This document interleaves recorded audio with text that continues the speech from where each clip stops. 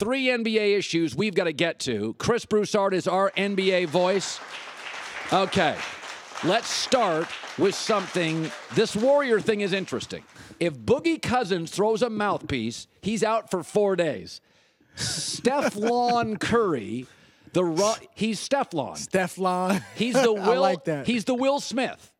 Tom Cruise is a Scientologist. Scary. Will Smith is, hey, he's just experimenting with a new religion. Curry gets a pass by the league because he's friendly, likable. He is the NBA's puppy. Everybody loves him. Come on now, Chris. But hold on. DeMarcus Cousins has baggage. You always take baggage into consideration. Do you? Yes, of course. This guy took a poop on the floor. I will say my first thought when I saw Steph throw the mouthpiece was he's got an issue with throwing his mouthpiece. Yeah. Because remember he did it in the finals against Cleveland. But look, we do like Steph. I mean, and this is somewhat why some players resent him because he does get a pass. He's the lovable Steph Curry. Teacher's pet. Yeah, and a lot of the media, remember, a lot of media nowadays are analytics-driven guys too. Right. And by analytics, I mean they love his game. And so that plays into it, obviously, you know, the everyman scenario where people think, hey, he's not that big, he's not that athletic, he's not he shoots jumpers. Even his shoe looks like what a pharmacist would wear. He is the ultimate suburban basketball player. You know what? You brought up something interesting. I don't know if we've talked about this before. The game is becoming suburban. Most of the best players now are from the suburbs. Kyrie Irving's from the suburbs. Now, his game is street. His game is straight up and one street mixtape and all that. But he's suburban. Karl Anthony Towns from the suburbs. Ben Simmons. Andrew Wiggins. I mean, this isn't the street. These kids nowadays, the best players aren't growing up playing on playgrounds. They're not. A lot of them never even play outside. They're always playing AAU ball in the gym, working with a personal trainer. And also, that it used to be you fought over the – this is my theory on – okay, so I'm going to show this Jordan Bell play. And I got a theory on this, and I want you to react to it. So Jordan Bell, it's a blowout last night. Warriors, again, the Warriors get a pass. They're clubbing everybody in the league, right? And so Jordan Bell, leading big, comes down and does an alley-oop off the glass, leading by 25. Now, here's my theory. Years ago, there were repercussions for that. But what happened years ago, Chris, is players were fighting over the pie. Everybody's rich. This is Dubai. This is Beverly Hills. There is no hand check. So the bottom line is players, there's no resentment and bitterness in the league. So you do this and everybody's like, dude, you got to know better. If Jordan did this in the 90s, let me tell you something. But hold on. Some of it, though, the rules were different. You could hammer somebody in the 90s. You know, and get like a foul. That's all it'd be, a foul. No suspension, no flagrant. It's just a regular foul. So you can be a hot dog now. You're not going to pay a price for this. I will say this, though. A little bit of pushback on what you're saying. Remember a year ago, not even a year ago, last April, Lance Stevenson of the Pacers goes up for a breakaway layup late in a blowout win over Toronto. And the Toronto players got upset. P.J. Tucker got in his face. You know, they were saying it was classless and all that. And actually, Stevenson went back and said the game before, Norman Powell, I think your teammate, had dunked late in a blowout win. So don't jump on me. So some players, there's still that little bit of resentment. But obviously, the game is not nearly as contentious. It's not. But don't forget, Magic and Isaiah used to kiss before playing in the finals. No, that's a good point. Remember that? Now, and Magic did hammer him. It was tough love. Remember he hammered him with the elbow after that? But yeah, so if guys did that today, we tend to romanticize the past. No, we do. See? We do. It's just I thought it was funny last night is that it used to be a pie and everybody was getting their sliver. In fact, I had a number on this. Listen to this number. In 1999, 11 guys made $10 million or more. Now it's 117.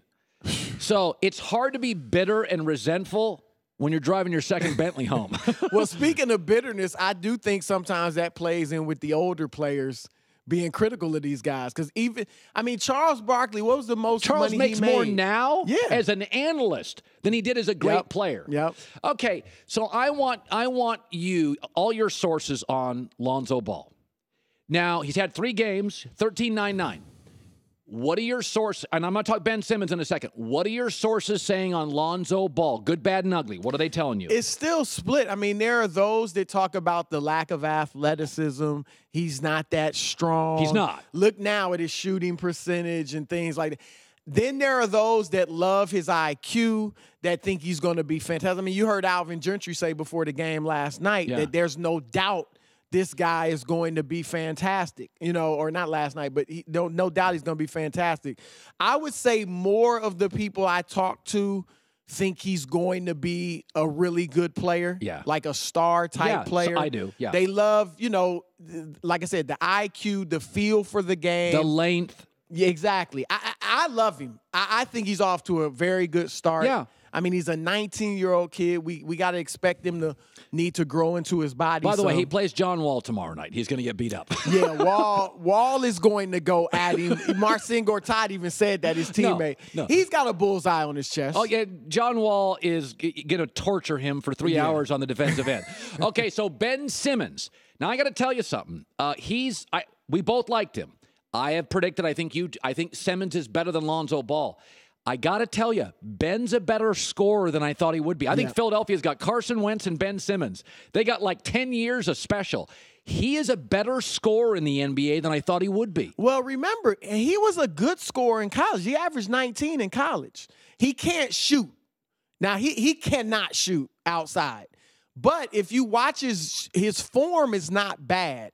Like, it's not like Markelle Fultz at the free throw line. Yeah. Like, Ben Simmons, when he shoots his jumpers, they look good. They just don't go in. And I mean, even when he's in the gym by himself. So I think that is fixable. But like you said, he's got everything else. And that's one reason we talked about it. I think he's more like Magic Johnson than Ball is. Yes. Because he can score. Magic couldn't shoot either. He developed a little set shot. There's something to be said about length and size. Magic and Ben are 6'9" and a half. Play the point. I mean, Ben's not a point, but on this team, he ends up with a ball like a point. And I tell you what, I think he should be there. He's just the point guard. Yes. Make him the point guard. That has everybody in their roles. The roles will be better defined.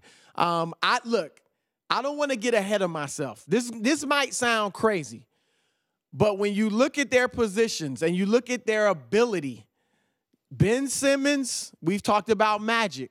Joel Embiid, he doesn't play like him, but Kareem. Like big point guard and the great. Let's slow down. That's a little much. I said it's a little far, but I'm saying you got the great point guard and the great center. Watch it in the future. Carson Wentz is Joe Montana. Nelson Aguilar is Jerry Rice. But see, in a few years, everybody be like, Broussard was ahead of the curve. Or Broussard was crazy. If Embiid stays healthy. Okay, 30 seconds. Kristine, what do you make of D-Wade off the bench? I think you can do that in the East. Just like, hey, dude, just let JR. I like what you're saying, and I hope that it's right, that he realized, hey, we could probably get rid of some potential chemistry issues if I just go to the bench and let JR It's the East. start. It doesn't matter. This should have been the case anyway. I mean, you could see that Wade should have been coming off the bench. You can't have a backcourt with no shooting in today's NBA. He and Rose play exactly the same. Both slashers, don't shoot the three. I think this is a great move for him, and this is his MO. He's a selfless superstar. You can see it in Miami by the way he just gave the team to LeBron. I love Dwayne after the Wade. second year. I really do. Yeah. Good dude. I think this is a good move. Thanks for watching. Subscribe here to get the latest from the show. Also, be sure to check out more of the best clips from The Herd, or go watch a few segments from the newest show on FS1, First Things First, with Chris Carter and Nick Wright.